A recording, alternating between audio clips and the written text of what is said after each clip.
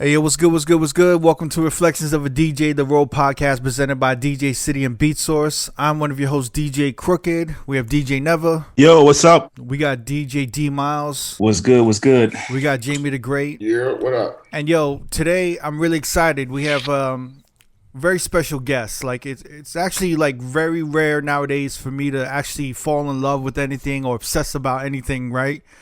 But I'm sure you've heard us rave about the this docu-series on FX and Hulu called Hip Hop Uncovered. It debuted in February. I mean, we basically almost devoted a whole episode to it, and we're about to devote another episode to it again. Yeah. Now, keep it going. We're gonna keep it going. So if you haven't heard about this docu-series, you have to see it if you haven't seen it. If you love hip hop, if hip hop has been a part of your life, you have to see this. It's one of the first docu-series that shows like an in-depth, like inside look inside like the underworld, of hip hop, like the streets. It's really capturing how the streets have influenced hip hop and vice versa. And they speak to these OGs, and it's you get to see the beginning from the 80s and the crack epidemic and how it evolves for these guys and how they move, they go to jail, they come out and become key figures in the music industry. And they influence all throughout their lives. They're influencing hip hop culture, though. Things that you would never have believed. We're really pleased to have the director, writer, producer, Rashidi Haper here. We have the cinematographer, Robert Benavides here. Thank you guys for coming through, man. I appreciate it. Yo, thank you. Yeah. Thank you, fellas. Thanks for man. having us, man. Yeah. Thank you. Yeah. I've been talking with Rob, and I got to give a shout to Mighty Rel, who's a DJ, and he's the homie of the podcast. He's a loyal listener. Woo, yeah, Mighty What's Rel, good? yeah, Rel. Wow, Mighty Rel. And Thanks for hooking up. Yeah, he linked Rob and me together, and we've been talking about this since mid-March. But I'm glad to have you guys on finally, man. So I mean, we have so many questions, but I guess the main one I want to ask, and I want to kind of give the listeners some background, right? I want to know about how this all started. But I also want to talk about the central characters of this docu-series, which is like 5 individuals, 5 OGs, right?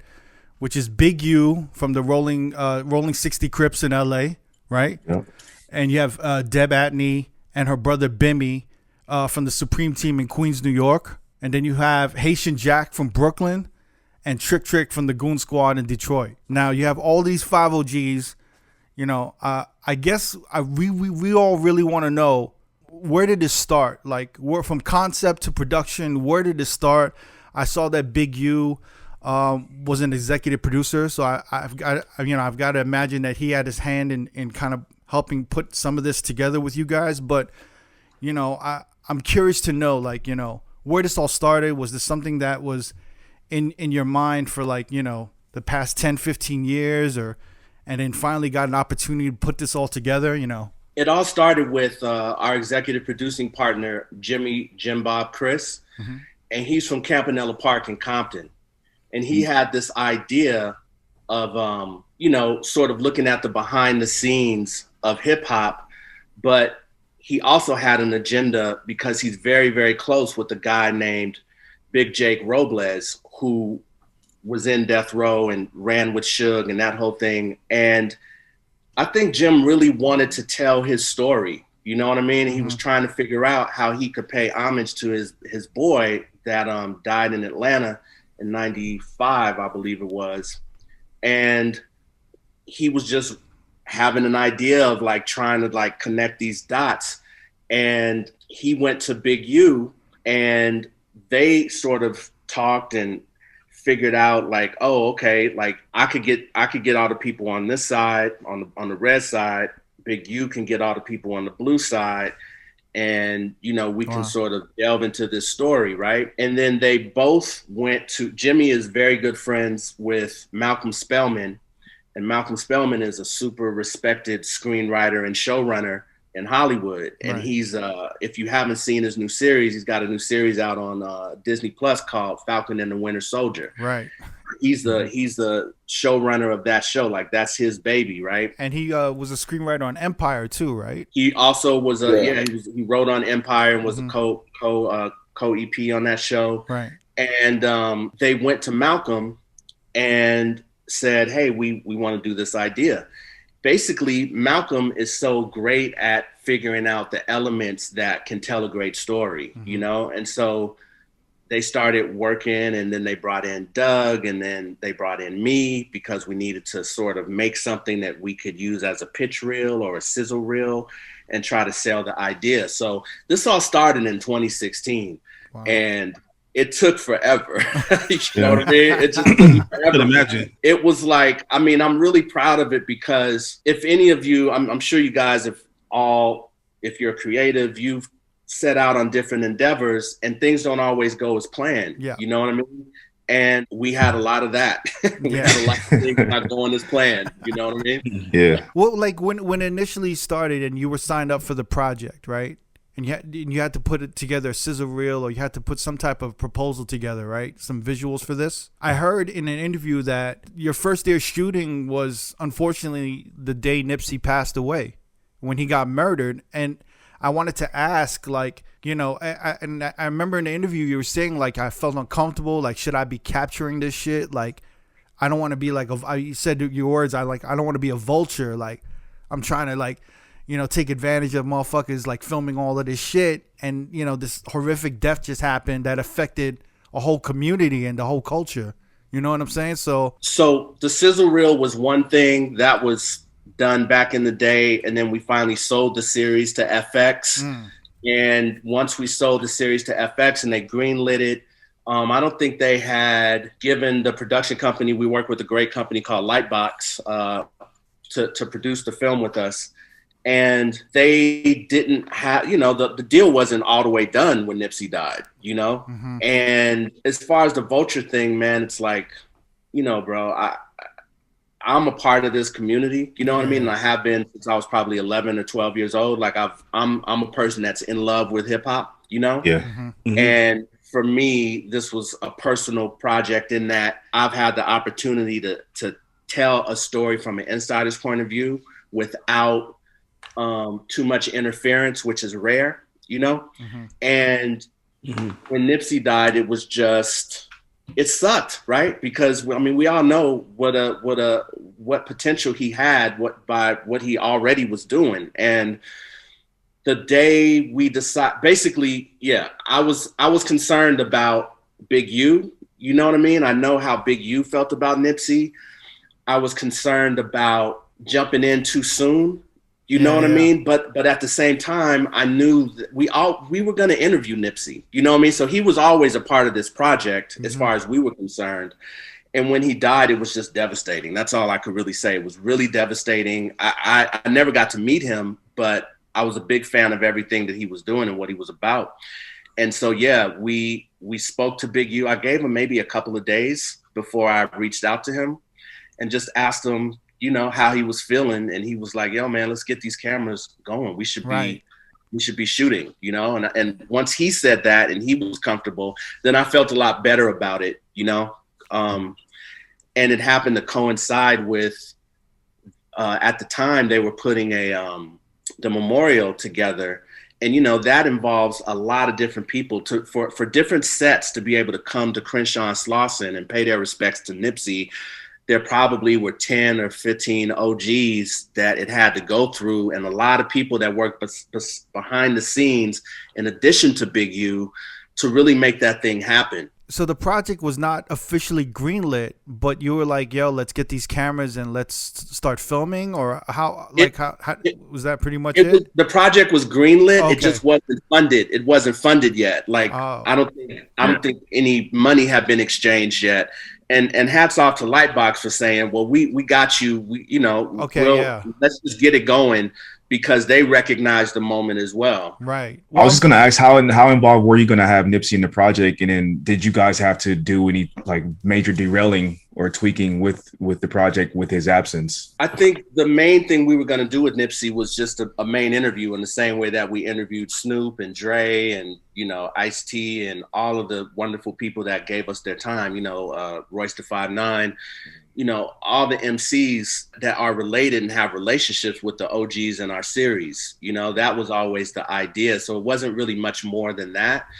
But it was, when you're selling something, you have to always consider the buyer. and what they place value on. And one of the reasons why the show was so hard to sell was because we didn't really come in the door talking about Dr. Dre and Snoop and all those people. That's not what the series was about. We always knew that we would include them, but it wasn't from their perspective, you know? So even with Nipsey, we wanted to put him more in the forefront, but at the time we were pitching, I mean, only people that know hip hop, this was pre-Victory Lap, you know what I mean? So only people that really knew him would know, and people at these networks, they don't necessarily place the same kind of value or love on the artists that we do, because we know them and we love them and we know the culture. So I was gonna ask about the same thing, because to start filming at such a defining moment in hip hop history, recent hip hop history, I was wondering if it affected maybe the weight of what you guys were doing, but also affected direction that you guys were moving. No, that's a really good point. I think what wound up happening was, because for us emotionally, like myself and Rob, I mean, like, you know, we shot the memorial and we shot on the day that the funeral procession happened. That's such a big, heavy moment, right? That none of us will ever forget. And so I think in my mind, I always thought that was going to be in the first episode. For a while, we had versions where it started the first episode and all this stuff. And we really were trying to find a balance between telling Big U's story and connecting it with Nipsey's story in a way that didn't feel exploitive. Right. Like, you know what I mean? Like, Big U has his own story outside of Nipsey, obviously. I mean, people know that now, right? But at the time, Nipsey, because of who he was and because of everything that happened around his death, it could have looked like or came off like we were exploiting his death. And we definitely didn't want to do that. You know what I mean? Like, nothing about what we're doing involves exploitation. Like, that's just not where we were coming from. And so because it was such an emotional moment, we always thought it would just start early. And then, you know, as things happen, you know, you try different edits. I mean, it took us forever to cut that first episode. I mean, for fucking ever, bro. Like, we just couldn't get it right. You know what I mean? And finally, I think we became less attached to the Nipsey of it all and the emotion of that moment. And we just put it to the side and focused more on our characters. And once we did that, everything started falling into place. And then, as you see, you know, the Nipsey service and everything doesn't come until, like, into full effect until episode 6 at the end. You know what I mean? And that seemed to make sense for how we were moving. I think that was perfect the way you guys kind of ended it with that. It was a good treat. Not to say that the situation was a good treat, but it was a good way to end it because it all came full circle, and it was great overall to end it with the Nipsey Hussle part, because it was kind of the latest thing that just had happened. I mean, the series was a masterpiece, and I think it's got to be up there. I don't know, for me, in any kind of, like, anything in hip hop, any project, you know, documenting hip hop, it's got to be up there in, like, my top 10, because I feel like this docu-series has been something I've been wanting to see for the last... Can we get top 5, though? We can't get top 5. Definitely top 5. You're top 5 for sure, my brother. Yeah, my top. Yeah, it's in my top 5. It's in my top 5. It's in my top 5. I wanted to say top 5, but I'm gonna say top 5. It's to me, it's a real masterpiece, because I've been wanting something like this for, like, the past 25 years. And then when you were in that interview, Rashidi, I was thinking about Rob. Like, you and Rashidi talked about wanting a lot of the interviews to be at night because of a lot of the underworld and the street life was at night. So all of this thought process into filming and here you are, you guys are, like, kind of rushing to capture this historical moment, you know? I'll say 2 things about that. It was a trip, going back to the whole Nipsey thing. One of the things that we learned, and especially me, I mean, I grew up in Chicago. I grew up around street cats and stuff like that. I'm not, but it was a trip, man, to start out with that thing with Nipsey, because as we did the series, more people that were affiliated with other people passed away or got killed. You know what I mean? And it's a real big eye opener, man, to really see, like in the Black and brown community, like, I mean, man, Asian, you know what I'm saying? Like, this shit happens a lot, dude. And think enough people know that. So anyways, not to be a Debbie Downer, but I thought that was a real, being involved with the project got me closer to that. You know what I mean? Well, especially Chicago. It's like, it's a war zone out there in Chicago. Definitely. It's crazy right now. Yeah. But I'll speak on what you were asking, bro, was basically like, you know, Rashidi and I have known each other for a while, and we know each other's aesthetic. I certainly know Rashidi's aesthetic. You know, he's like a very visual director. And we just knew at the end of the day, like, we were not trying to make reality TV. No disrespect to reality TV, but we were definitely not, you know what I'm saying? Like, we don't come from that school of like, just shoot it. You know what I mean? Like, you don't just make beats to just, you know what I'm saying? Like, we're creators. So, and in the hip hop world, we want to, like all the other people, elevate it. You know what I mean? So it was definitely, you know, that was the mandate. But to answer your question, in that chaos, I've done enough documentary stuff where I know, like, you need those pieces, you know, and you need to hold on things for a long time. So it was a lot of practice of that, knowing that we're always going to have the interviews to be the anchor and the spine through the piece. You could do whatever you want with the visuals as long as you know, but it's a great question. Like, if you remember, Rashidi, we had 2 cameras that day, and one of the guys, you know, was very chaotic at that when we were out on the street, you know, on right by his store, and no one's going to stop for us. You know, life keeps moving, you know, and I saw the other dude and I was like, I just went in and I took over, like, you know, we just had to do it because they started moving, you know what I mean? So that's one thing is, you know, I tell younger filmmakers coming up, you got your eye in the eyepiece and keep one eye out. You know, it's like a sniper. You got to be looking around, especially with the street shit. You never know what's going to happen. You know what I mean? Right. Yeah. It was a good lesson in that. I was wondering, like, how many cameras you guys had, you know, on site for something like that, you know? Usually we had 2 cameras with us. In the end, in the edits, sometimes we would license footage because obviously there were a lot of people covering what was going on. So we'd license a few things from one guy, one company, Dina Drones, our boy Rodrigo. Like, he helped us with some great shots. He's the one that had the shots of the Nipsey billboards all around the city, like on a drone. Like, he really killed it and saved us a lot, you know, because first of all, there's 5 different characters. So there's 5 different stories that have to be told. And you're really trying to focus in on that and and figure out what the formula is in capturing those stories.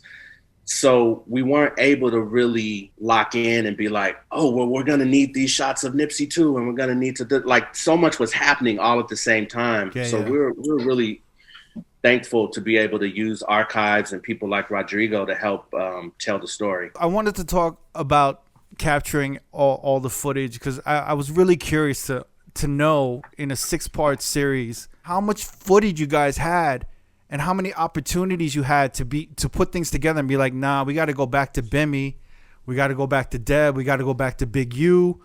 I'm sure Big U wasn't a problem, maybe because he's in the, you know, California, LA vicinity. But like, you guys had like 2-3 days with Haitian Jack. I mean, I don't even know how you guys got Haitian Jack. Like, we were all talking about that shit. For real. You know what I'm saying?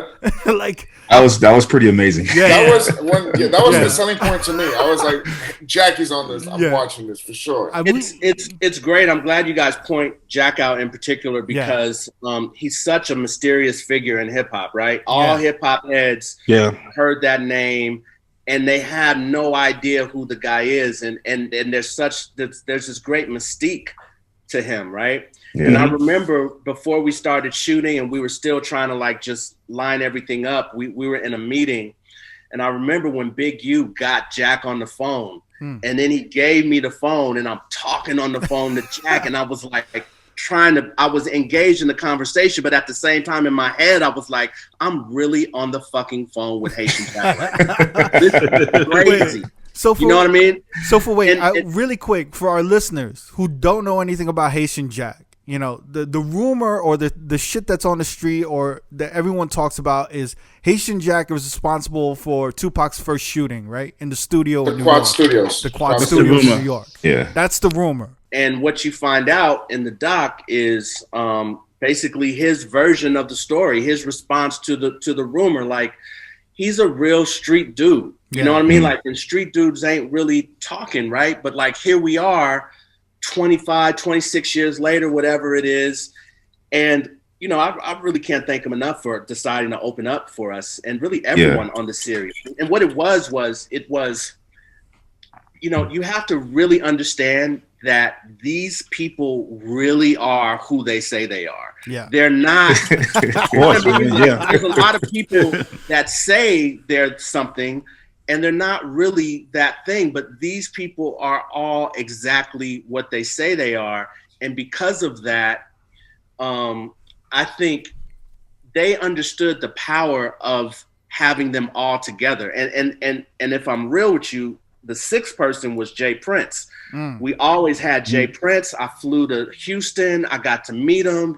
Big U introduced me to him. We hung out for the day. And that was a whole wild experience, just watching this man move through the Fifth Ward and his city. And, it's just an amazing experience. But it didn't really work out for the series that he could participate with us, unfortunately. But he was definitely a gentleman and someone on our list. You know what I mean? Yeah.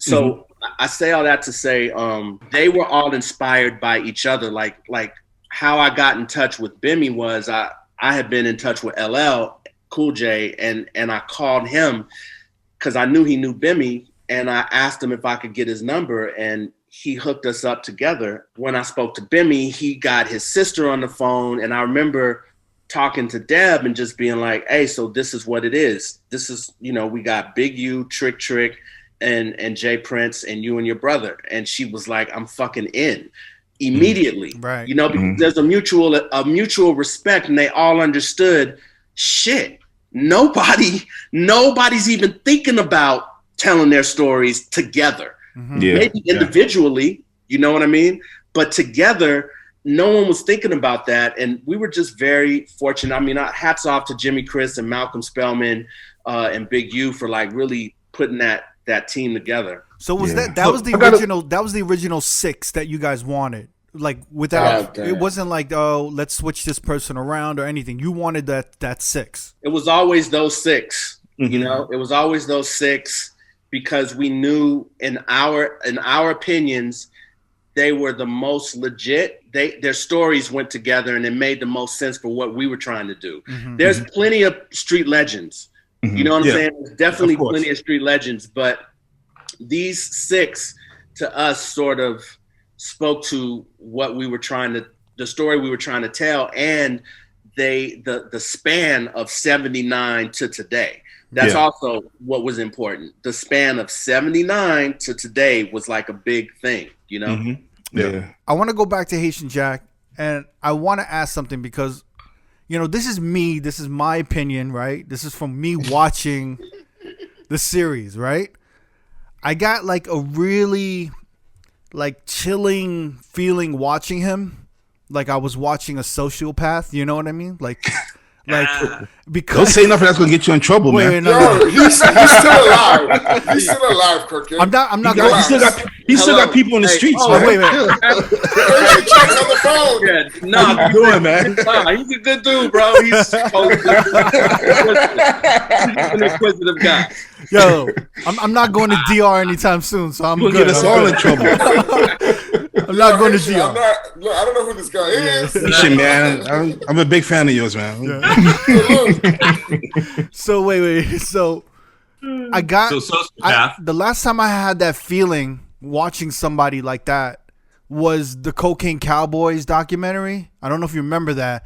And there was a hitman for Griselda Blanco, right? I forgot his name. It was like Jorge Ayala, right? And this dude smiled a lot in the camera, was really charismatic, but there was an essence of him like he had no empathy or remorse for anything, like a life, whether it was a child's life, a woman's life, anyone's life was just like, it is what it is. They're just a number. And it was like, and the thing is, they're so charismatic and we never see that other side because they're so good at hiding it, or I don't know what it is that they can kind of live life with like no accountability or like no, you know what I'm saying? Like, and it's one of those things when I was watching Haitian Jack, I was like, oh my God, this guy, like, he's really charismatic and it's scary, but I'm wondering if there was ever a slight instance or an incident while you were filming where you're like, yo, this motherfucker's a killer. Like, like this motherfucker's ill as fuck. Like, we have to like just kind of get a little goosebumpy when he was speaking. Rob. You know- Help me, Rob. I'm kidding, Rob. I'm not going to do that to you. I'm kidding. I would say that for us, Right. Jack was nothing but a gentleman, right? Right. We didn't spend a whole lot of time with him. We were with him for like about 5 days. And while we were there for 5 days, we were just constantly shooting, not just him, but like just trying to capture the essence of the Dominican Republic. Right. To answer your question, there's definitely was a moment in the interview where he got extremely heated about Suge Knight. He felt really strongly that Suge basically put Tupac up to talking shit about him on a record, right? Yeah, Machiavelli. Yeah. And maybe if that was his instinct, he maybe thought that, but how could you ever know that? But then one of his boys runs into Suge in the airport, and Suge sort of sends the message to him like, hey, tell Jack I made him famous. And so Jack is like, well, what the fuck does that mean? I didn't ask to be famous. You know what I'm saying? And that, I guess, confirmed it in his mind. So I think when he talked about that, which didn't make it into the series, when he talked about that, Yeah. he was very passionate and seemed, it was something that bothered him. You know what I mean? And in that moment, I probably was like, holy shit. Right. Right. You might ask, well, why isn't it in the series? It's a dance, right? When you're trying to tell a story and you're telling stories of real people's lives, right? These are real people with families and connections and all of that. And one thing that we were very clear about when we were making it was we just wanted to be responsible filmmakers in that the slightest little thing could be said and then shit could happen in the street. And then it's like, that feels shitty. You know what I mean? Like, I'm not about that. Rob's not about that. Nobody on our team is about that. Like, we're trying to tell authentic stories, but we're not trying to be messy. While we understood, hey man, that shit is electric, there was another part of us that was like, well, fuck, is that responsible? Is that cool? Is that going to be a prop? You know what I mean? And, and you can tune into my site, harperville.com, when I revamp it, and I might have that up there. Nice. Yeah. But even without having that portion in there, you could feel his energy and you could feel his emotion when he was speaking of Suge and when he was speaking about Pac and how he really had love for Pac, and he felt like Suge completely just misguided Tupac into a direction of talking shit about him. Mm-hmm. You know, and it was sad because I was a youngster at that time, and I remember hearing Machiavelli, and to us, like, Haitian Jack was a ghost. Like, no one knew who he was, no one knew what he looked like. We were like, who is this dude?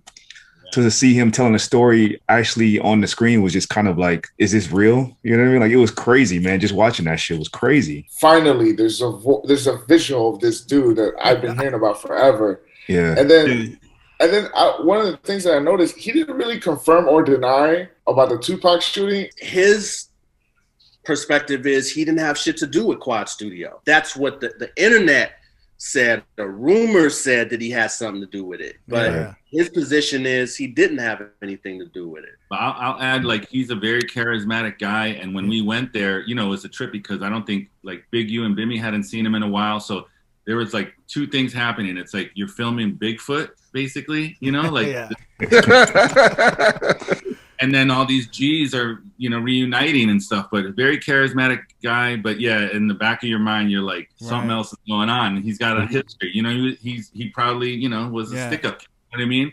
But like, sharp dresser, and you know, he took us to some cool places in the DR, you know, so big up Haitian Jack. Yeah. Did you guys feel in danger at any point of this? Like, did you guys feel like your life was in danger recording any of it? During the series? Are you talking about in the series, or are you talking about with Jack? I mean, in the series, yeah, both.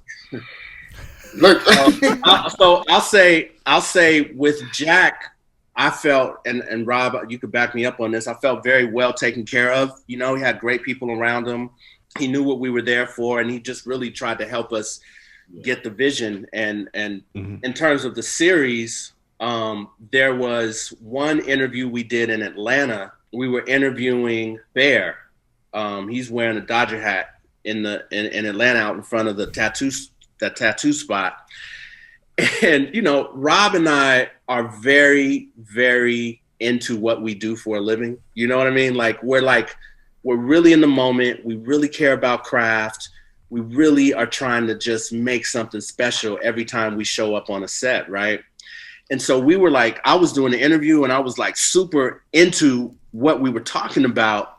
And all of a sudden, people started disappearing in the background. And then like maybe guns came out and then like Bear like looked off like this. And then when he looked off, that's when I was like, oh shit, wait, what's going on? I turned around and everybody was gone. And I mean, I'm saying motherfuckers had that shit. Like, you know, like they carry guns in Georgia. You know what I mean? Yeah. Like, and we were in a strip mall and they just headed towards the street. I think we were on International, if I'm not mistaken. Man, I didn't know what was going on. I talked to my producers. They was like, yo, we need to like chill for a minute. I don't know what happened, but that's probably, if that's the moment that I think about where I was like, oh shit, I'm in danger right now. Wow. But usually it would be the opposite because we were with these people. So we were always, you know, Yeah. there, but that was a case where for sure we were like, we were on the street, you know what I mean? And you can't have eyes everywhere. But yeah, literally I think it was Obi, one of the producers was like, that guy just walked by with a machine gun. Small, like a Mac 10 or something. He just casually walked by, you know? So there was no security on the set. It was just you guys. I mean, they were security, right? Whoever you guys were with. I mean, now that you say that probably is the safest people to be with, right? Yeah. You announce yourself to the neighborhood and you're with people. So, you know, when you go to Southside, when you're in Queens with Bimmy, you're with Bimmy. You know what I mean? When you go to wherever with Big U, you know what I mean? And those tentacles fucking stretch, man. Yeah. But it wasn't like an official security type thing. I think maybe in Detroit, I think we had a guy. I remember. Do you remember that guy? We had a guy in Detroit that was strapped, and he was with us all the time. That's a trick. I know that was him. Oh, wait. Why in Detroit though? Why in Detroit? It's everybody. It wasn't us. It was however each person decided to take care of us and the situation. Or maybe it was where we were going on a particular day. Like, you know what I mean? So we always felt taken care of, man. Like it never felt like, oh shit, my life is in danger. It felt like we were with our family and we were just shooting and trying to make some great shit, you know? Yeah. I had a question, Rashidi. So with everyone involved, with all the characters involved, was there ever a moment where you had to not necessarily convince them, but just have them maybe be a little more open with their story? Because, you know, growing up in LA, like street code is real, you know what I'm saying? And that's not something that a lot of these dudes and women are eager to talk about. So was it just a flowy kind of situation where they were just willing to tell the story, or did you have to like kind of like engage with them to get it out of them? It was a process to get everyone's trust, and every single person was different. The two people who come to mind the most are Big U and Deb. Deb definitely had a hard time really telling us everything. I would say, like, in my recollection, it felt like it wasn't until my last interview with her in Atlanta when she was driving around the city that she finally like just really started to let shit all the way out. You know what I mean? Yeah. And a similar thing with Big U. You know, I mean, you got this is it's like, I'm very proud and we're all very proud of what we made, right? And you guys are seeing what you saw and it's amazing, right? Yeah. But Big U had so many stories that we didn't get in, and so many stories that, you know, he would maybe tell me off to the side when the cameras weren't rolling. I'd be like, yo, why are you telling me this now? Like, can we? And he'd be like, nah, you know, homie, da, da, da. You know what I mean? So that type of thing was a juggle. But I feel like what they did was they told enough of us to get the idea. We all get the fucking idea. We don't need every single detail. You know what I mean? Like, you get the idea. And if you don't get the idea, ask around. You know, everybody's certified. Yeah. You know what I mean? Everybody's certified. Just go to the city and ask. That was the other thing. being in Detroit and asking somebody if they knew Trick Trick, and then being like, yeah, hell yeah, I know Trick Trick. I just was randomly, I was like at the airport or some shit. Yeah. Hey, you know Trick Trick? Yeah, I know Trick Trick. I was like, damn, okay. I even used Trick Nick's name to get into a bar that was about to close. You know what I mean? Really? And they were like, hey man, we're closing. I was like, oh, all right, man. I was like, well, you know, they're like, it's gonna close in 20 minutes. I was like, yeah, you know, I'm here with Trick Trick, and they're like, oh, okay, come on in. You know, like it was. Damn. The manager that.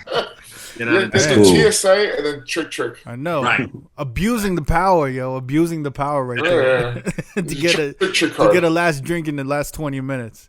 I want to go back to Big Deb and Big U and Deb, because I feel like, you know, we spoke about Haitian Jack, and I feel like Deb always came from a place of love. Like everything that she did, I felt, and maybe I misinterpreted, but I interpreted that everything came from love and survival, right? Even when she had to take over her father's heroin business, she had to take care of her family, right? Yeah. And she had to, like, even when she was in music, it was like taking care of friends, taking care of homies, taking care of the community. And even when she was doing like social work and doing community service, she really kind of identified with that. You know what I'm saying? And I feel like that's always what she had to go through, and she was kind of forced into this world and whatnot. I was wondering, when she was speaking with you, was this kind of like therapeutic for her? You know what I'm saying? Like, was this maybe the first time she had to kind of, you know, for example, there's a person we want to interview from New York, has a lot of history in the New York nightlife. And she doesn't want to come on the show because she's like, I don't want to talk about the past because I don't know how I'm going to react when I start talking about the shit. If I'm going to lose and start getting angry again. And she's like, I'm in a place of peace, and I don't want to go down that road until I'm ready. And I'm wondering if Deb was kind of in that place because, you know, she did not seem like a sociopath to me. Do you know what I'm saying? Like, she seemed like everything came from love, and it had good intentions, but it was like everything was survival. You know what I'm saying? Yeah, 100%. I think for Deb, it was definitely challenging in that really it's trauma, right? That's right. Basically what we're talking about. We're talking about an extreme amount of trauma. And when those memories come back and when you start talking about things, you start feeling those emotions. And she would often say how she had buried a lot of those emotions, and that so there were a lot of things going on for her. There was the code, right? And just being raised to not talk, you know, and to not tell details, because that's a survival mechanism. You know what I mean? Like, it's not about trying to be a gangster or not. It's about, like, keep your fucking mouth shut, and then nobody's gonna, like, come up and get at you because you fucking running your mouth. You know, like, that's just a basic rule, right? And I feel like even though it was all these years later and she's a grown woman and she's at a different place in her life, it still is hard for any person to talk about their traumas. You know what I mean? And sometimes you don't even realize that it's trauma, but as you start talking about it and you feel your body and you feel yourself getting hot, or you feel yourself getting emotional, you remember, oh, right, this was not a great time. You know what I mean? And I think she was very conscious of, you know, man, like, this shit ain't entertainment like that. You know what I mean? Like, obviously it is, but it's not really. Like, and we always try to treat it with the utmost respect and delicate touch, because these are people's lives. You know what I mean? So I think, Rob, you always said some really nice things about just how you felt she came across and things that she was going through at the same time. But I would say she definitely has said a few times, like, yeah, this seems like therapy. You know what I mean? Like, she said it. I think I'll just end it with that.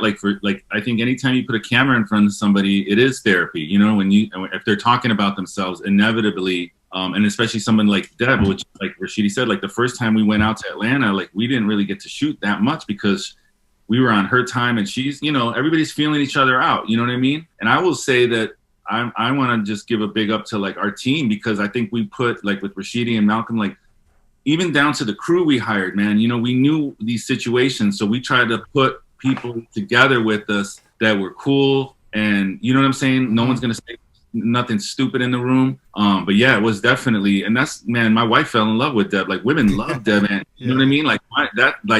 Like my friend Daisy, like, you know, these are people like her story. I mean, that woman's been, I told her, man, somebody's got to make your life story. I think she's going to work on a book, and like, that's just, it's classic.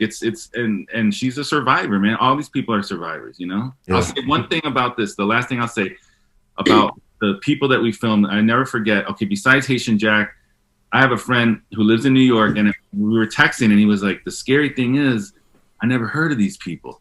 And I said, that's not scary. That's on purpose. Yeah. The series is so successful because we give you the door. We give you the door to them. You know what I mean? And we treat them respectfully. And I think, you know, that's why you guys are responding to it, I believe. It's so funny to see like these tough motherfuckers, like they've been through so much, right? Like it was crazy to see how hurt they were when they were betrayed, you know, even with Bimmy and Waka Flocka, and it's like they can't even react. They have to walk away and just like end it because, you know, I don't know if it's some street shit. It's like I don't want to take it to another level, so I just got to end it. I got to take the L, and we just got to cut it from here, because it's like I can't even talk about this. I don't even know how to talk about this with you. We just end it and we leave it at a L. And you know, you're my nephew. You know, Bimmy's like basically like, you know, I'm gonna walk away from this, like, you know. And and even with all the artists that betrayed Deb, it's like she's just like, you know, I only went after French. But it's like, yo, I just walk away from this, because in the end, it's like, I don't want my business all out there, and I don't want to do something that I'm going to regret later or some shit. You know what I mean? I thought out of everyone, the hardest nut to crack or like to get to open up would have been Bimmy. It seemed like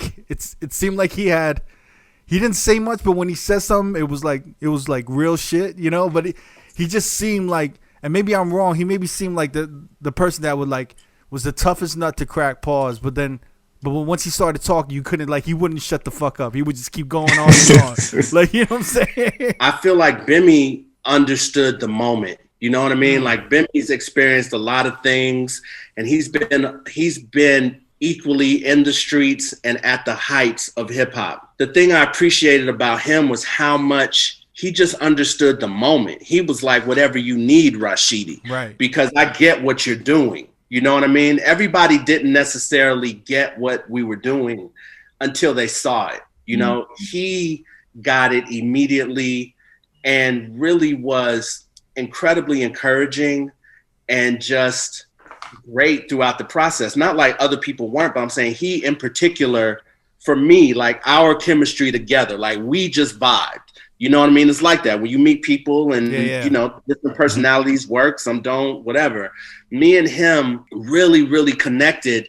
And the thing that I loved about him was that he understood what I was trying to do. Like, he understood how big it could be. He understood how important it was for him to give of himself and to tell these stories, because we were making history.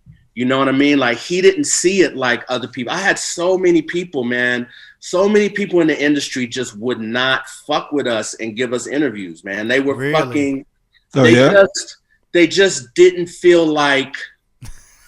Like Kevin Lyles. Kevin Lyles didn't want to give you an interview? No, not Kevin Lyles. Kevin was down. It just didn't work out with Kevin. Okay.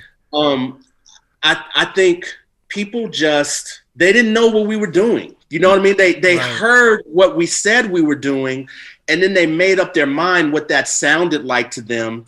And it sounded like maybe some fuck shit to them. Right. You know what I mean? Or maybe it sounded like it wasn't going to be on the level, you know, but it was like, nah, motherfucker, like this is on the level. Like I nor anybody I fuck with, we're not really playing games out here. We're not doing whack shit, you know? And to me, that's what was hard for me. Just, I've been in this business for quite a while and I know a lot of people. And so it kind of sucked when I couldn't get the interviews that I wanted. Right. But I got the interviews that I needed, and I got the people who were really in my corner, like Dr. Dre.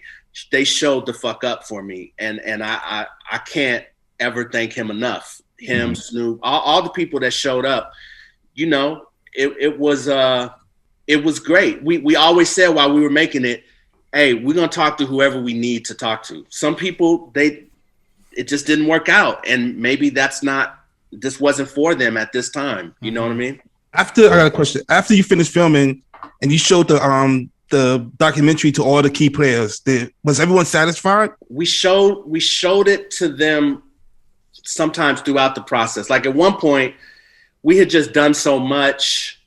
We had more interviews to get. Like I had to show them something so they could just trust me. You know what I mean? So they could see what it was and really understand what we were trying to do. And was there a level? Was there? Sorry to cut you off. Was there a level of frustration when you maybe were like, "Oh man, we didn't get this," and then you hit them up and contacted like, "Can we shoot again? Can we shoot again?" And they were just kind of like, "Yo, like, what are y'all doing?" Where you kind of had to like show them something, or no? It was another thing. No, it wasn't that. You know, when you have a vision, like if you think about Steve Jobs, right? And he's talking to you about Apple and these computers and all this shit that doesn't exist yet. You're like, what the fuck are you talking about? You know what I mean? Like, or I remember when the internet first came up. I remember like, I think Damon Dash has a cousin or something that was like heavy on the internet at the time. I remember meeting him and I remember hearing him talk about the internet and just being like, I don't know what you're talking about. You know what I mean? Like, I know what you're saying. I feel the passion. I know I should know. You know what I mean? It's kind of like that. It's like when motherfuckers mention NFTs to me, I'm just like, oh, okay. Yeah. You know, good for you. Good for you. Right. Every day, I feel like I'm losing money. You know, I'm like, fuck, I don't understand this. Maybe I should give him my money because you know what I mean? But I don't know. I would say like there wasn't a lot of crooked. There wasn't like we had it pretty together. There wasn't a lot of like, oh, we got to go back and keep bothering these people. You know what I'm saying? Like we had a lot of like other producers and writers and stuff that worked with Rashidi as well, and it was a big team effort. So there wasn't. It was done well. It was done like when they did the cut. But you know, I think pretty much everybody loved what they saw when you showed it to them, right, Ra? Rashidi? Yeah. Nobody had any problems. I would say the one thing that Jack suggested was that because we were talking about the case, the sexual assault case, and he was like adamant that we talk to Tupac's lawyer. You know what I mean? He was like, y'all need to talk to Tupac's lawyer, da-da-da-da. And we reached out to him. We got him on the phone. We talked to him, the whole shit. He just wasn't fucking with it. He was like, nah, no. You didn't want to go on record. I'm not going to talk about this on camera. Certain roads we went down and to try to basically tell the best story that we could tell, not from a place of anybody trying to or being able to control their story. I think they were all great with that, like understanding that we had to tell the story from as we saw fit, but nobody was mad. And in fact, I showed Jack an episode, just me and him and maybe one more person, I think, or maybe it was just me and him. I can't remember. But I got to watch his face on Zoom while he was watching it. You know what I mean? And I was on pins and needles, as you could imagine, right? Because my goal was to get to the end of this show and not have the phone calls after it drops. Right. You know what I mean? And I would say, I'm saying the negative phone calls. I would say one of the highest praises that we got is Jimmy Henchman reached out and really sent me a message and said, man, thank you for treating my story with respect. Like, you didn't make me look like a fucking monster. You know what I'm saying? And it's like, we were just trying to be respectful and like humanize everybody, man. Cause like, what you don't understand is being in someone else's shoes. You're not in their fucking shoes. You don't know what it's like. You don't know what decision you would make. You know what I mean? And I think, you know, that was something that was important to us. Did you have to speak to a lawyer at all to like just go over certain footage or certain elements and just be like, yo, this ain't incriminating, right? We're not incriminating anybody or any shit like that? Yes, okay. We have Lightbox has an attorney that would review cuts and they would respond with whatever notes they felt we should be concerned with. Wow. So was there like certain scenes or footage or segments that you were like, yo, we got to take this out because this shit motherfuckers are gonna get in trouble, or you already No, had that in mind? You know what I'm saying? No, I think people were very well. Some of the stuff, you know, it's I don't know, statute of limitations maybe has passed, but then others, but they were good. They knew what to say and what not to say. Okay. Basically, that's the easiest way to say it. They knew. I think they were all aware of how to protect themselves. I was gonna say exactly to answer that too. Like Rashidi, if you remember, you could make. I was joking. That could have been a promo for the show. There were at least for each person one moment or two moments where they literally were on camera were like, I'm not going to talk about that. I can't speak on that. And then just kept it moving. You know what I mean? So like, I was like, that could be a dope trailer with just everybody. Yep. True. Yeah, it was interesting. But for the most part, everyone was happy with what you guys did. Yeah, 1,000%. I think everyone involved is very proud of it. You know, they felt like their story was told with respect, and they felt like the series was done at a level of sophistication and quality that they were proud of. And then, you know, we were on this amazing platform of FX and streaming on Hulu and billboards in New York and in LA and Hollywood and Times Square on the marquees and everything. You know what I mean? So it's like it felt like what it was. It was special, man. It's super special because to like really think about it, man, like we did not sell this series with any stars or celebrities attached like that. You know what I mean? Like we really told the story of people from the streets on a super high platform of FX, man. Like that's fucking, nobody's done that before, man. You know what I'm saying? Like how difficult was that to be, like how many meetings and pitches did you have? Like what, you know, before you sat down with FX? And you know what I think? And also I say this too, because FX, like, I don't think it's a coincidence that FX has Snowfall, right? Which is focused on, you know, the 80s crack epidemic starting in Cali and LA. And it just goes so perfectly with, you know, accompanying Hip Hop Uncovered, this docu-series, because it's such, like, the 80s crack epidemic, you know, it birthed, like, I mean, it's tragic. It's just, like, horrific what it did to the community, but it birthed the drug dealer, right? And this image of a drug dealer that's still significant to this day in hip hop. You know what I'm saying? The gold chain, the fly ass car, the gear, the flossing, the women.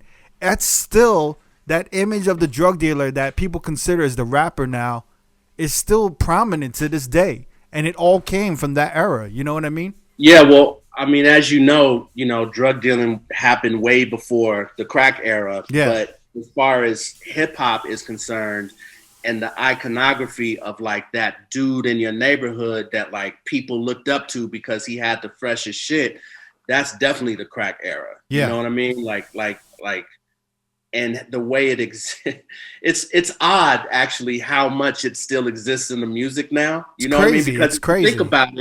You think about it, that level of drug dealing can never really happen like that again. You know what I mean? Like there's too much technology. There's too many cameras everywhere. There's too many people with phones and cameras on their, like people talk, like it just, that era is a bygone era, but that visual has stuck with us for some reason, even though it's probably nowhere near as profitable. Yo, let me put it to you like this. You know something I've been thinking about?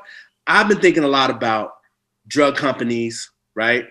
Thinking a lot about what's going on today and how big drug companies became and how they had reps that go into hospitals and tell the doctors, hey, here's this new drug. Here's this new drug. Here's this. You try this, right? And it's like, fuck, man. I feel like the pharmaceutical business looked at how crazy successful the crack era was and was like, we're already in the drug business. Oh, wow. Yeah. Do this shit. Wow. How you like that, Rob? I'm going business, there. like a business model almost, right? Another level, Rob. Yeah. Baby, I love it. Almost like the streets created a business model for the pharmaceutical companies. I mean, really think about it. You know, the Oxycontin, you know, all that stuff that's going on. It's like they found a legal way to get America strung out and make this fucking bread. Wow. That's pretty, that's I didn't think about that. You reinforced, Rashidi, my whole thing, which was I always say it in different interviews, like how everything starts from the streets. Now you took it even to the pharmaceuticals, you know? Yeah. Talk about like moonshine, man. Like, NASCAR, Right. that's from bootleggers. You know what I'm saying? Like all this stuff, it always, in all the genres, man. Yeah. And now we're seeing it with the marijuana industry. Yep. Yeah. Yeah, and we've yet to see how corporate America is going to handle the marijuana industry, and it's starting to really go nuts here in Vegas because Vegas, big time. Vegas has the weed lounges that are about to open now. So now we're going to see a nightlife that incorporates weed for the first time in America. You know what I'm saying? Like they're going to take Amsterdam to a completely different level. You know what I'm saying? Like I'm talking like weed festivals with Drake, some crazy shit, you know, like I'm hearing crazy shit. Jamie, did you want to ask about the Oh, yeah, I wanted to know, like, did you guys, how much leftover footage you guys have of all of this? Because I'm sure, I mean, to jam pack it in 6-7 hours is kind of tough. And I know, you know, even from doing this podcast, we have sometimes 2 hours and we shrink it down to 45 to an hour 15. So I just wonder, like, what was left out and how much was left out? Will we ever see it? Some of Yes, it. Yeah. yes. Do you want to send me the behind the Dropbox scenes. link? Dropbox link? Let us know. Yeah. Only, Oh my God, I would love that. I would love a Dropbox link. Dropbox link, OnlyFans, whatever you want to do. Man, I'm supporting it. Patreon. I think we got a business, Rashidi. I think we got private screening business, maybe. Yes. I just want to tell you that if I gave you guys the raw footage that was left over, there's just not enough time to look at it. You would never be able to look at it all. Like it's a lot of shit we shot, man. Wow. It was heartbreaking for me to think about how many interviews we did and how much was left on the cutting room floor because it just didn't fit into what we were talking about or whatever. There's so many people gave us so many wonderful interviews, man. And it's just the nature of what we do is obviously you can't use all of it. Do you know what I mean? It wouldn't be as entertaining or as as effective as it is if you just let people run on or you took this detour over here. But the way my brain works, I'm always down for the detour. I'm like, let's go over here, you know. But we had a great team in post that just was constantly stopping me from doing that. Yeah. You know what I mean? So Was there arguments like, yo, we got to take this part out? No, it needs to stay. No, let's use this instead. How long was that process? Like, to have the final, 6 episodes on the table. Well, actually, also was there a certain thing that you had to fight for, that you really had to fight to keep into the show or into an episode, that the network or maybe some of the producers didn't agree with other producers? Jamie, to answer your question first, the way the process worked was there's politics and everything, right? And so, this is what happened to me. I'll tell you my personal experience, right? I feel like at some point you're watching so many cuts all at the same time of different episodes that it all starts to bleed together. And you're like, was this an episode 2 or was that? I was constantly fucking that up. I'd be telling people, oh yeah, such and such and such. And they'd be like, no, that was in episode 3. I'm like, oh shit. You know what I mean? Like, so that's constantly happening. And as a result of that happening, sometimes shit goes missing. You know what I mean? It's like that used to be in a cut and now it's not, but you don't even remember what cut you're looking at. It's gone now, or you think it's still there, and then you find out later, oh wait, no, that not only is that gone, it's been gone. It's just like the process is this really heady process that things slip in and out of cuts. And only if you really, really, really want it or remember it, do you say, wait a minute, this thing is missing. That happened maybe 2 or 3 times. Mostly, things were moving fast. And a lot of those, although I'm the director, there's a whole team of people in post. And a lot of heavy lifting was done there. And people would make decisions on what even felt right sometimes. And sometimes they were right and sometimes they were wrong. And when we catch it and say, isn't such and such missing? Then they put it back in. Or sometimes they were right, and it didn't need to be in there because it was it was a detour off of the main thing that we were talking about. Crooked, your question about if there's something that we fought to get in, to keep in, nothing, I don't want to say nothing major, but I would say one thing that we fought to put in episode 6, and when I say fought, I mean, it's not like we're fighting the network. We're just amongst ourselves.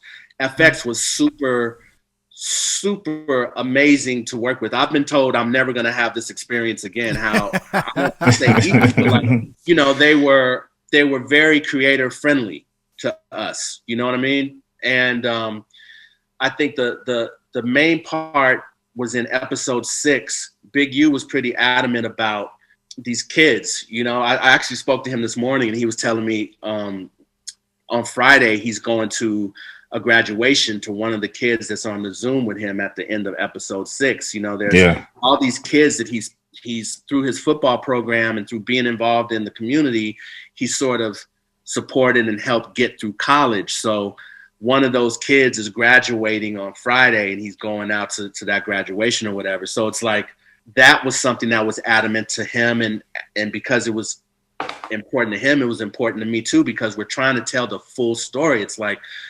nobody is 1000% a fucking monster. You know, everybody has sides to them and their story.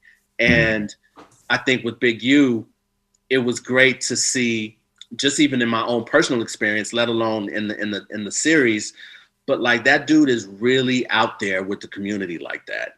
You know what I mean? Like, he really, I seen him. I was at his house one day, and I remember somebody knocked at the door, and it was like these little kids from the neighborhood, and they just came over to fucking play video games on his PlayStation or whatever.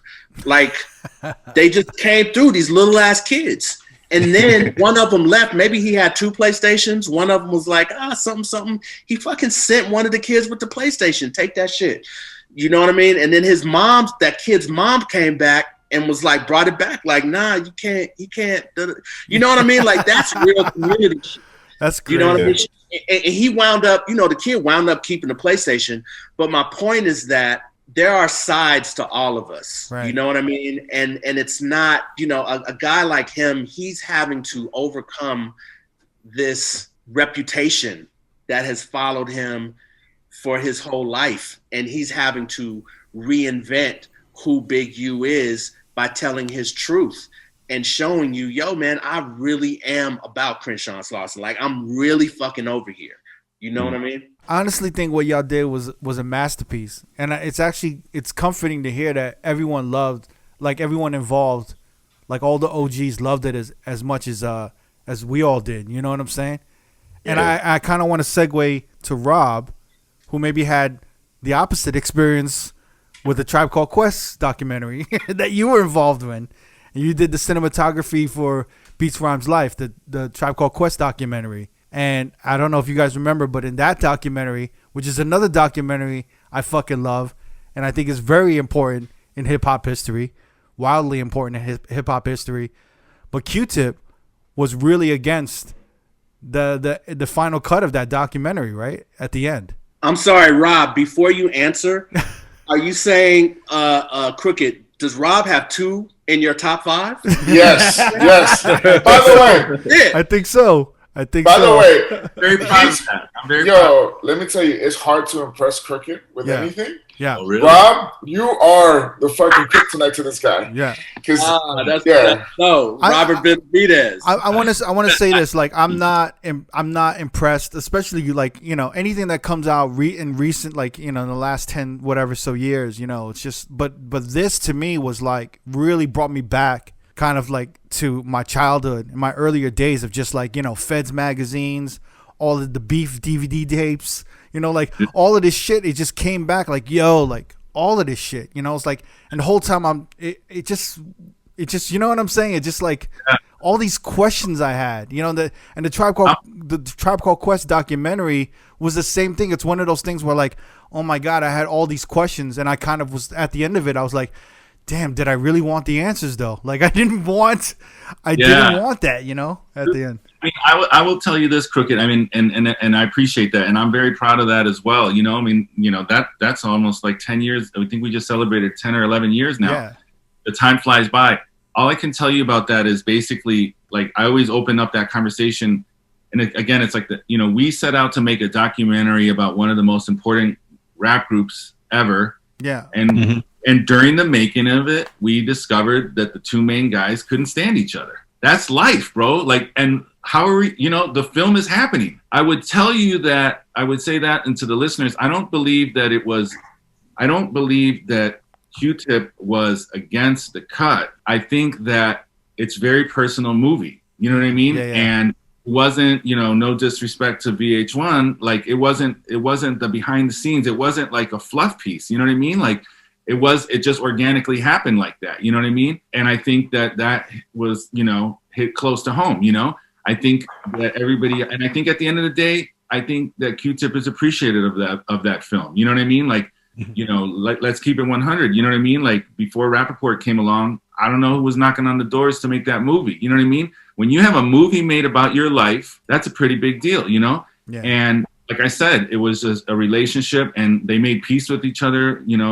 Rest in peace, Fife. I think we just celebrated the anniversary. It was maybe 2 weeks ago, something like that. At the end of the day, like, that was a thing between Rappaport and Q-Tip, and it just got in a bad place. There was Twitter. There was, you know what I'm saying? It was a messy thing, and it was unfortunate. Got more attention to the film in that way. But I think it was just, you're holding up a mirror. You know what I mean? You're holding up a mirror, and sometimes people don't like that. That's what I got to say about that. But it was a very honest film, and the intent was never, and I don't think it plays like that. But everybody has different opinions about it. I think it's amazing that you guys are involved with these projects that that are so. They're gonna be part of hip hop history to me. You know what I mean? Yeah. Like I was kind of thinking about it. Like, you were in an interview, Rashidi, and you were saying, like, we're like mercenaries, right? You guys, you're a director. You guys, cinematographer. You guys are moving around from project to project. You don't know if you're gonna have 20 projects in the next year or if it's gonna be a little slower. And it's like, you don't want to say no to any project, but then you get something like this, one of those rare moments where you have something that kind of like that touches your soul, like that is like a big part of your life, and then you get to be a part of it, and it's like a dream project. I'm assuming it's a dream project, and it's just so rare, and it's like, it's such a great thing, and it's I'm very happy about your involvement and the outcome of the project and everything.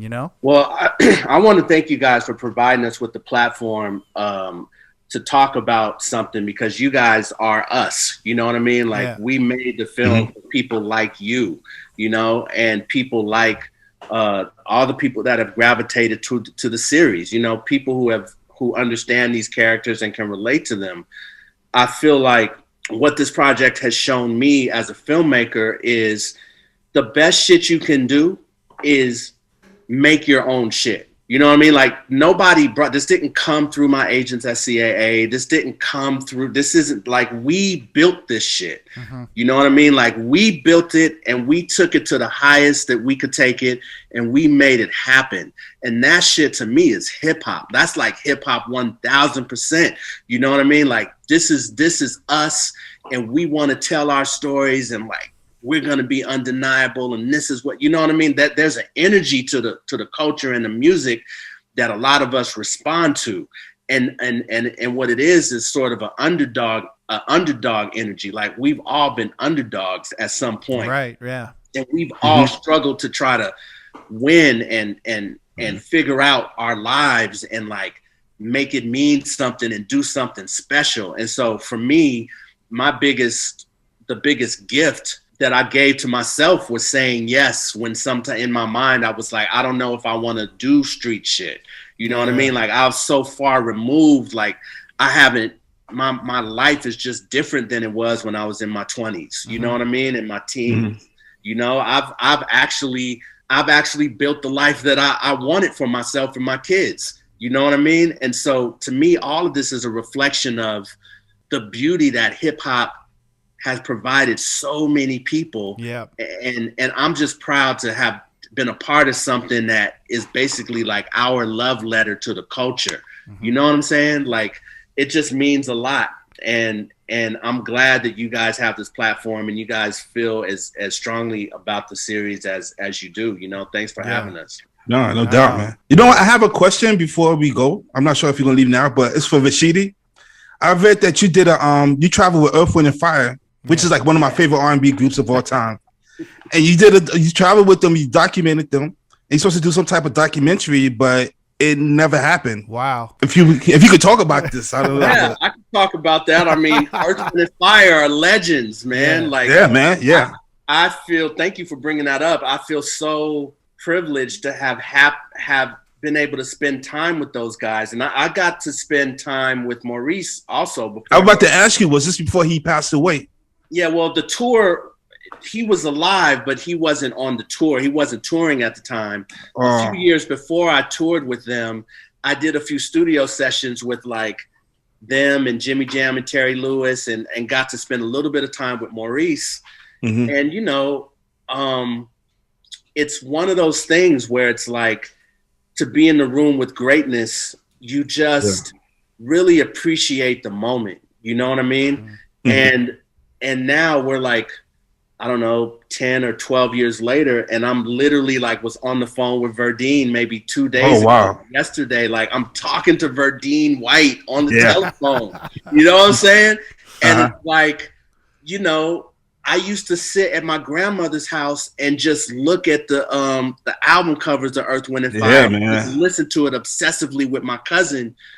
And so for me to be able to have traveled the world with that band and see how they move crowds with their music on all these different continents, the one that sticks out is we were in South Korea.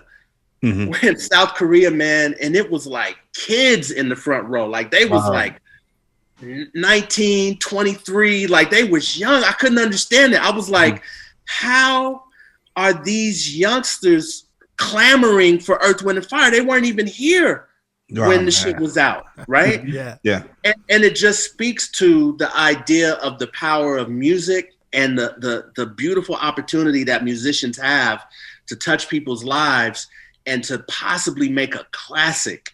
You know what I'm saying? Like when you make classic records that just are the soundtrack to people's lives, you've done it at a high level. You know what I mean? Absolutely. Yeah.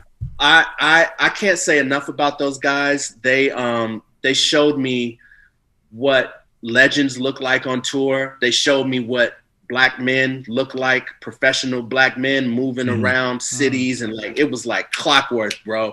And we were staying at the Four Seasons, and I got my own room, and it was like, I was like, damn, we really, you know what I'm saying? Like, we really out here, you know what I'm saying? It was amazing. It's just a beautiful gift of life, man. As far as the doc, I sort of brought it up to Verdine the other day. I was like, man, I don't know why we're not doing this. You know what I mean? And he was like, hey, you know what, Rashidi, I got this binder of some things, some ideas I've been writing down. Why don't you come over? You know, why don't you come by? And I was like, hell yeah, I will come by. You tell me when you come by. You can show me what's in your binder. You could tell me a million stories. Like I just want to soak it up and figure it out. You know, I'd be so. That'd be amazing, man. Yeah. Wow. Super amazing. Yeah. Absolutely. There hasn't been a documentary, like a definitive documentary on them, has there? Or? There was one that came out in either 2000 or 2010, but it wasn't. I don't even want to say what it wasn't. I don't remember where it was released, but there is something. But it's not my vision. Let me explain to you what my vision is and how I feel about those guys. Right?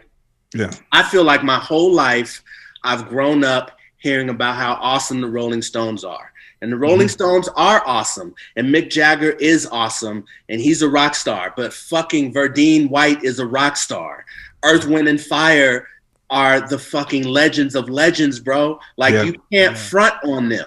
And so my vision is to blow that shit out. Like, I don't know if you saw how there's a Tina Turner doc out. I did see that on HBO. It's like they deserve that level of praise. You know, you want to talk about giving people their flowers. And I think it's very appropriate to our doc. You know, Rob sort of touched on it earlier. It's like, since we made our doc, you know, Jalil from Houdini died, DMX died, Yeah. Black Rob, you know, Whoa is the first song we play in episode 1. Right. Like, bro, like we trying to tell y'all, like, yo, man, we sitting on some history, man. It's important for y'all to like not just let this shit pass by and motherfuckers die and we didn't really appreciate who they were or Right. what they did. Yeah. You know what I mean? Yeah. Absolutely.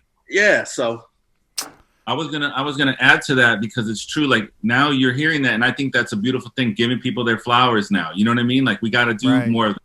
And I will say Crooked and again, thank you guys for having us on, you know, your platform and us as like, you know, I'm older now, man. Like I got into history more, you know, and like films like, you know, the Tribe Called Quest or our series, you know, Hip Hop Uncovered, you know, I look at them, you know, they're like time capsules. You know what I mean? These are historical documents. Like we can go to sleep knowing like, man, bro, I was part of a historical document that will live on past me for future generations. And I think in an information society that we have where everything is going so fast, I mean, we're all guilty of it. You know what I mean? Doing 3 things at the same time. It moves so fast that these stories can't not be told. Just like the Earth, Wind, and Fire, like everybody, you know what I'm saying? And whether it's a podcast, whether it's a documentary, whether it's a short film, like we got to make them and we got to keep, you know, we gotta leave that legacy behind. And that's because what else is there, man? You know what I mean? Like, Yeah. You can't take it with you, but you know, like he's saying, like all these other people, man, these other contributors, and it's exciting. It's exciting time. I hope that with more of these platforms opening up and the success of like our series, you're gonna see that more. But you know, like we gotta keep the history alive. Yeah. Mm-hmm. Yo, before we go, I have one kind of small question, but not a small question. Like, how difficult is it to get music cleared for a project like this? Because I always feel like it's a fucking nightmare clearing music. And I heard a story with Bimmy on some podcast talking about issues with Jay-Z.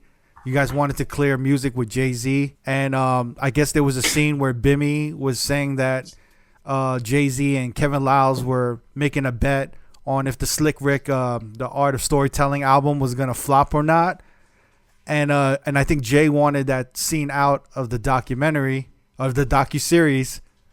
And then Bimmy was like, yo, we had to take a L so we had to take that scene out so we could clear the Jay-Z shit. You know what I'm saying? Yo, is Bimmy out here telling families? What the fuck, Bim?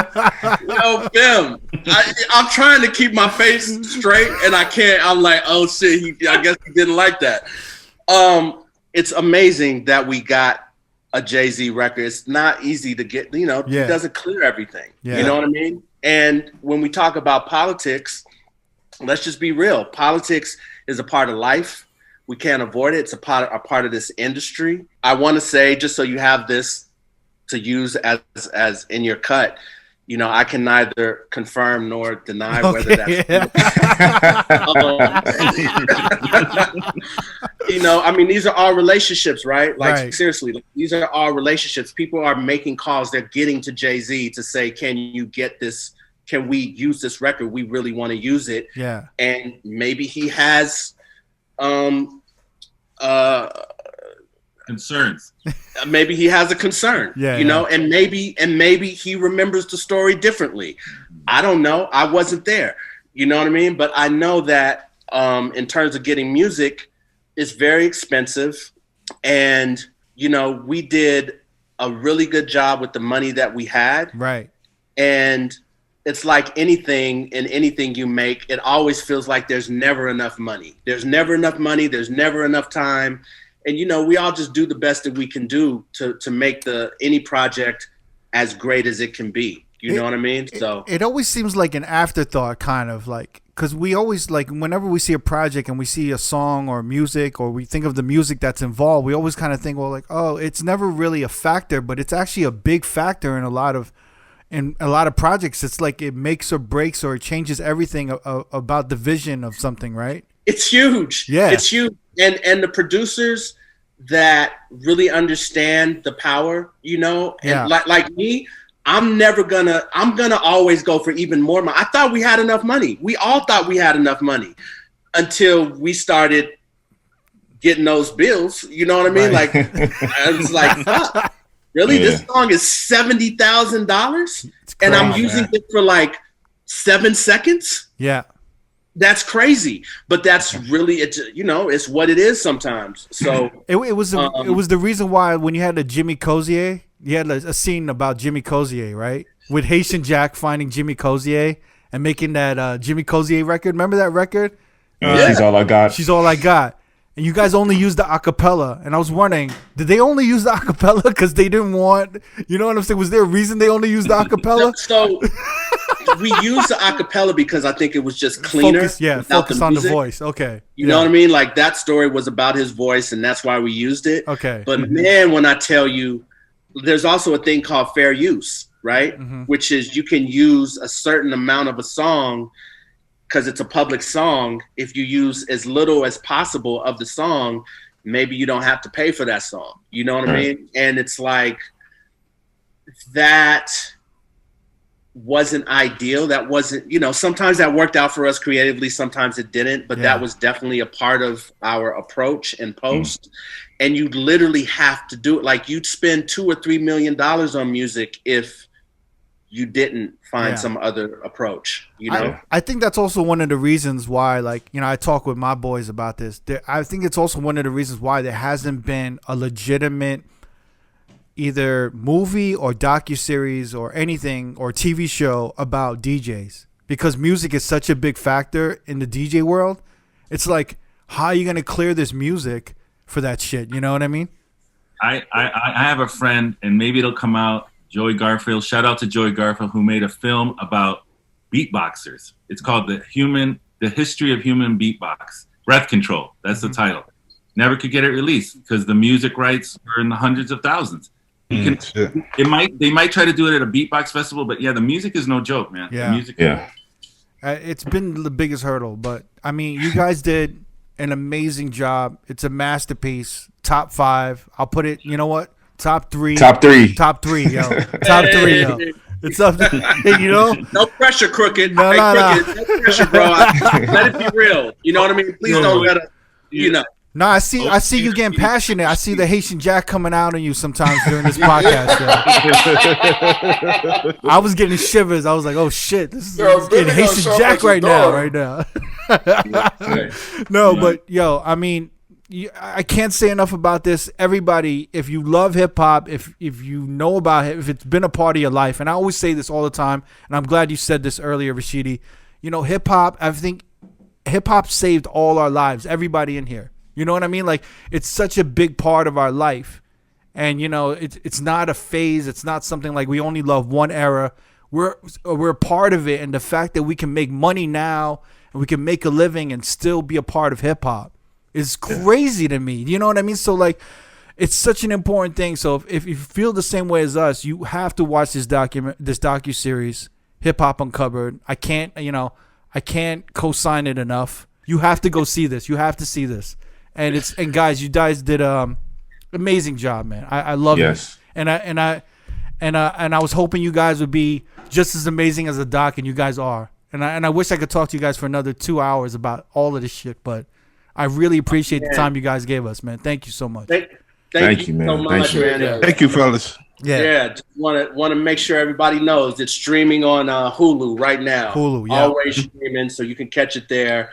And really great meeting you guys, man. Great pleasure. Going, man. I felt super comfortable, and thank you so much, man. Respect. And hopefully a bonus episode is gonna come out with maybe sometime soon.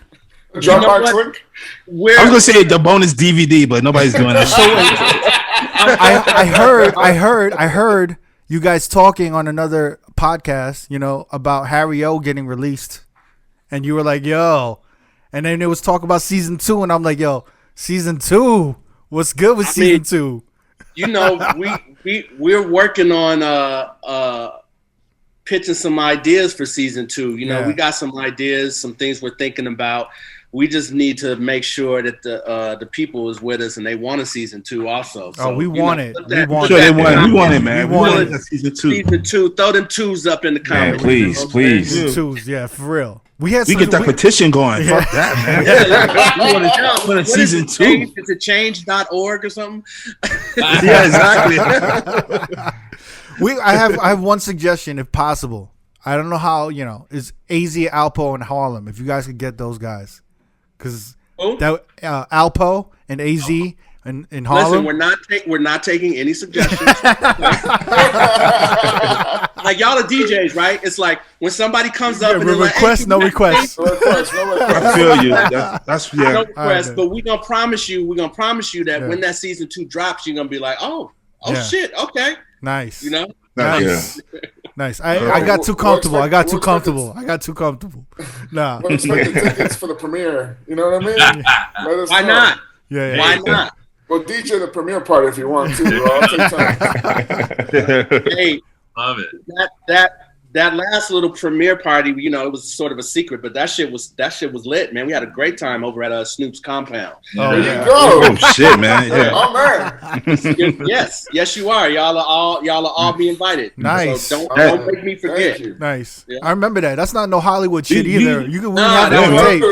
We got some tape. We got it on tape. You got Hey, yo, real quick. I want to plug DJ Audio One's Twitch page, twitch.tv/DJ Audio One. All the homies have been holding his page down while he's been in recovery. All the DJs rallied together. They've been keeping his page going, DJing on his Twitch, making sure that he's getting some money in because homeboy's been in recovery, and we want him to focus on his health, but not also worry about paying them hospital bills and paying for all his expenses while he's recovering. But the best way to really donate is to send him money directly, and I want to put his PayPal up. So make sure you can send him $2, $5, $10, $20, whatever you can, man. Anything helps. He's one of us. He's a DJ, and this shit could happen to any one of us, and we gotta look out for each other. All right, yo, thank you so much, man. Peace, everyone. Thank you. Thanks a lot, fellas. Peace, man. Pleasure. Peace. Appreciate y'all, man. If you want to watch more episodes from R.O.A.D Podcast, click either links on the left or the right. Don't forget to subscribe to our YouTube page and get updated on new uploads throughout the week. Peace.